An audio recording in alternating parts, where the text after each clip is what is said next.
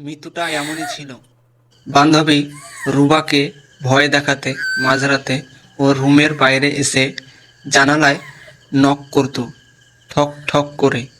তখন তেমনই বিরক্তি না লাগতো রুবার, অথচ আজ খারাপ লাগছে।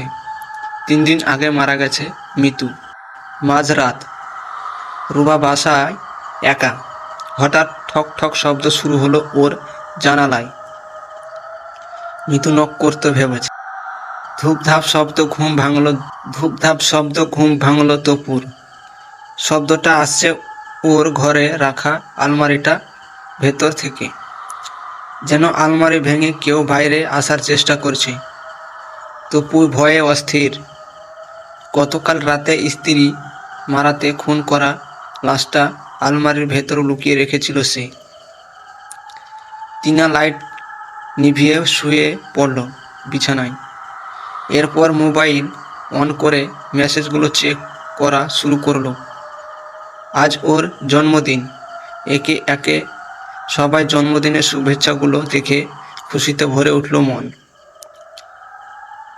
রেনুর মেসেজটা ভালো মতো দেখতে পাশ ফিরল সে। আর তখনই উষ্ণ এক নিঃশ্বাসের স্পর্শে সে অনুভব করলো তার ঘাড়ের উপর নিঃশ্বাসটা মানুষের। টিনা আজ বাসায় একা। আমার রুম থেকে পাশের ফ্ল্যাটের বারান্দা দেখা যায়। প্রতিদিন মাঝরাতে সেই বারান্দার বাচ্চা ছেলেটির শব্দ ঘুম ভেঙে যায় আমার। বাচ্চাটা আমার দিকে তাকিয়ে হাসে, খেলে, আবার মাঝে মাঝে হাত বাড়িয়ে আমার জানালাটুকু ছোঁয়ার চেষ্টা করে। আমার খুব বিরক্ত লাগে। কেমন বাবা মায়েরা মাঝরাতে এমন একটা ছোট বাচ্চাকে বারান্দায় একা ছেড়ে দেয়। আজ আর থাকতে না পেরে সে বাসার দারোয়ানের কাছে গিয়ে বললাম ব্যাপারটা। দারোয়ান অবাক হয়ে বলল, কি বলেন স্যার? ওই ফ্ল্যাটটা তো আজ 1 মাস ধরে খালি পড়ে আছে। ফ্ল্যাটের সবাই গ্রামের বাড়ি বেড়াতে গেছেন, ওই বাড়িতে কেউ নেই। এই বাসাটা খুব ভয়ঙ্কর। কেউ যদি একটা রাত থাকতে পারেন এ বাসায়, তাহলে তাকে ভালো পুরস্কার দেওয়া হবে। আমি হাত তুললাম, আমি থাকবো। ঠিক আছে, কাল সন্ধ্যা পর্যন্ত থাকবেন এ বাসায়। এরপর আমরা এসে আপনার পুরস্কার দিয়ে যাব। পরদিন সন্ধ্যায় আমার হাতে পুরস্কার দেওয়ার সময় সবাই জিজ্ঞেস করলো, ভাই, যে বাসাতে কেউ 1 ঘন্টাও থাকতে পারে না, সে বাসায় পুরা 1 রাত থাকলেন কি করে? থাকলাম তো ভাই, কোনো সমস্যাই হয় নাই। আচ্ছা, এবার চলি। তাড়াতাড়ি পা চালালাম। এই এলাকা পার করতে হবে যথেষ্ট দ্রুত সম্ভব। অন্তত বাসার ভেতরে যে আমার লাশটা পড়ে আছে তা কেউ ধরতে পারার আগেই।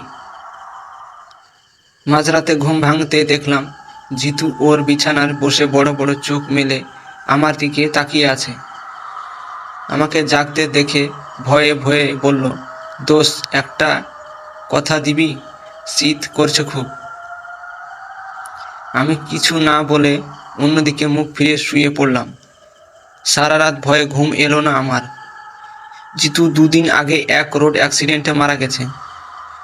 প্রতিদিন গভীর রাতে আপা আমার রুমে এসে আমাকে ঘুম থেকে জাগায়। এরপর আমার কানের কাছে ফিসফিস করে বলতে থাকে, আমি তোকে খুন করব, আমি তোকে খুন করব। এরপর সে চুপচাপ তার নিজের রুমে চলে যায়। আমি ভয়ে মরে গেলেও একটা কাউকে বলতে পারি না, কারণ কেউ বিশ্বাস করবে না। জন্মের পর থেকে আপা কথা বলতে পারে না। কবির ভাই বলতে লাগলেন, বুঝলা, আমি মর্গের কেয়ারটেকার ছিলাম। সারা রাত মর্গে আমার একা থাকা লাগতো। আমার কিন্তু খারাপ লাগতো না। রাত একটু বেশি হলেই ট্রেনের উপর বসাতাম লাশগুলোকে। এরপর গল্প করতাম ওদের সাথে, নানা রকম গল্প, গোপন গল্প, সুখের গল্প। ভয় লাগতো না আমার, কারণ জানতাম এদের প্রাণ নেই। উল্টো মনের গোপন কথাগুলো এদের বলে হালকা লাগতো আমার। জিন্দা মানুষকে গোপন কথা বললে তা ছড়িয়ে পড়ার ভয় থাকে, মুর্দার মানুষের কাছে এ ভয় নাই। আমি জিজ্ঞেস করলাম, তাহলে চাকরিটা ছেড়ে দিলেন কেন? কবির ভাই ভয়ে পাওয়া চোখে আমার দিকে তাকিয়ে বলল, সেই রাতে একটা লাশ আমার কথার জবাব দিয়েছিল। আমার একটা অভ্যাস ছিল মাঝরাতে না ঘুমিয়ে ঘোরের অন্ধকার কোণাটার দিকে তাকিয়ে থাকা।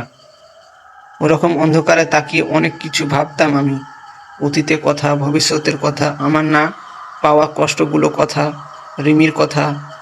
কিন্তু এখন আর ওভাবে অন্ধকারে তাকাই না, কারণ সে রাতে বুঝতে পেরেছিলাম অন্ধকার কোণটা থেকেও একই একজন তাকিয়ে থাকে আমার দিকে। লেখক আমাদের শোয়েব বাসার আমাদের যে গল্পটি লিখেছেন। ভূত হচ্ছে এমন একটা অশরীরী আত্মা যাকে দিনের বেলায় দেখা যায় না, দেখা যায় রাতের বেলায়। তবে মাঝে মাঝে রাতের বেলায় অনুভব করা যায়, আর কখনো কখনো দিনের বেলাও। যারা ভীষণ চমকে উঠেছেন তারা নড়বেন না, কারণ ইয়া আর নট এলেন।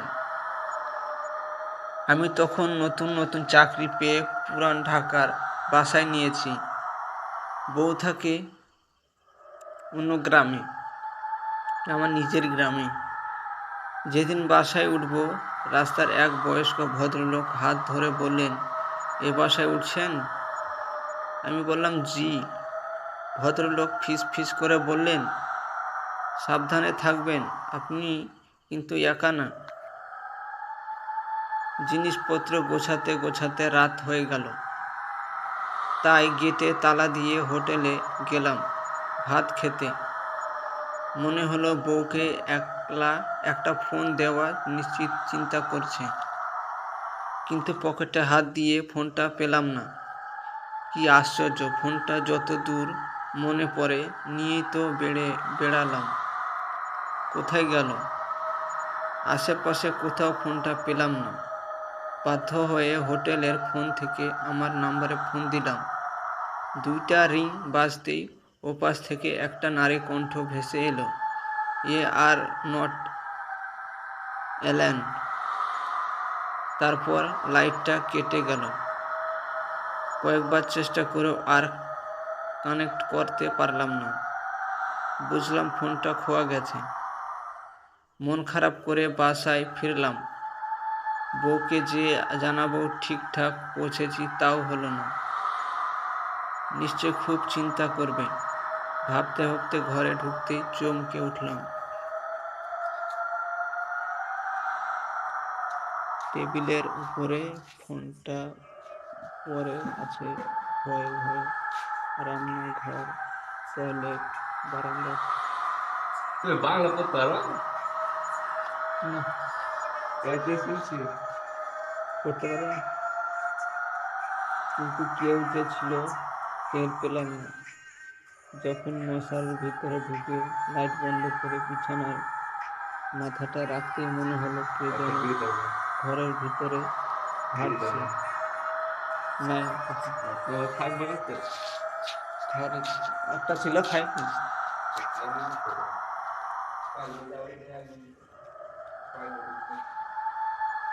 খাঁকরিও শুনতে পেলাম।